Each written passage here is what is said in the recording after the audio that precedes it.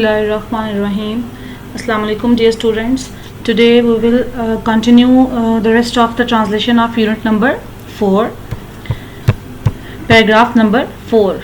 On the night of the migration, our tribal chief of the disbelievers, Kafar, chief Sardar, Abu Jahl, in a fit of fury headed ravana hona, towards کی طرف حضرت Abu Bakr صدیق رضی اللہ تعالیٰ عنہ home.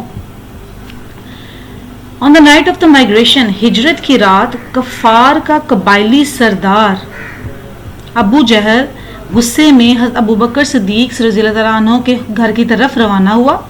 He began to knock at the door violently. شدت کے ساتھ اس نے دروازے کو جو ہے وہ دستک دی، کھٹکھٹایا. Addressing حضرت اسما سے جو ہے وہ مخاطب ہوا، مخاطب کرتے ہوئے پوچھا.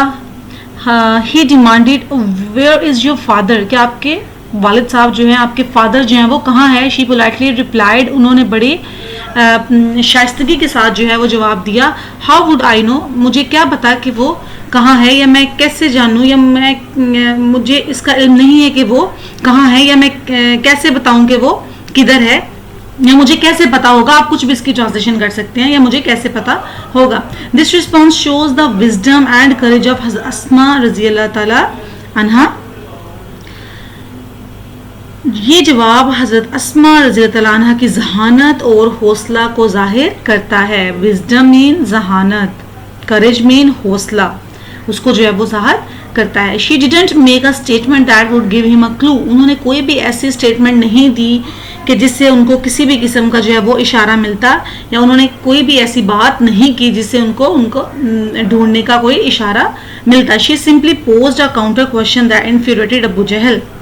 بلکہ انہوں نے الٹا جو ہے وہ ایک سوال کر دیا جس سے ابو جہل جو ہے وہ غصے میں آ گیا. He slapped Hazrat Asma's face so hard that her earring fell off, but she remained steadfast and didn't reveal the secret. راز پاش کرنا.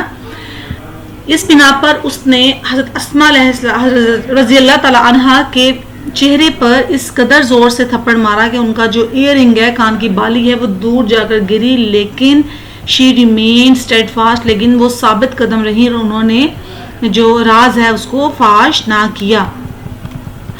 Her grandfather حضرت ابو قحافہ was a disbeliever at that time.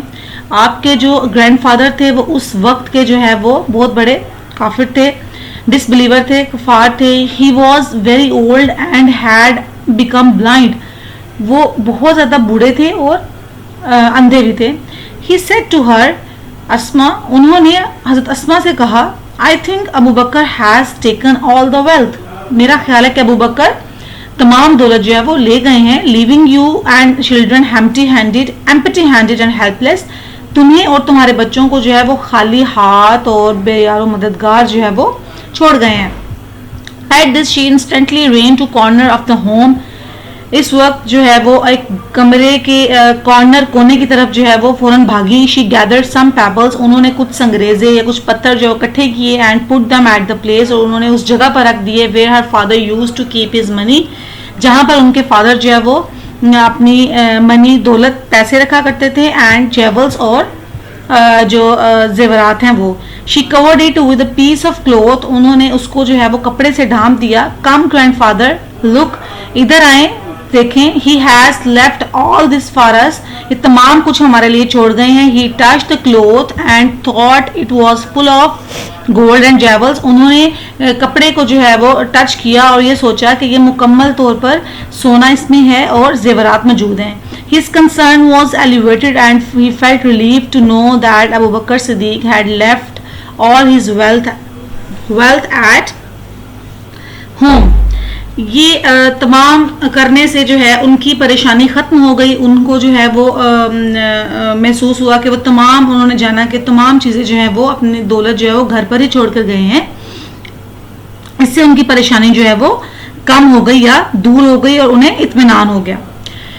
حضرت اسما رضی اللہ تعالیٰ عنہا was amongst the early few who accepted Islam. حضرت اسما جو ہیں وہ ابتدائی چند لوگوں میں سے تھیں جنہوں نے اسلام قبول کیا.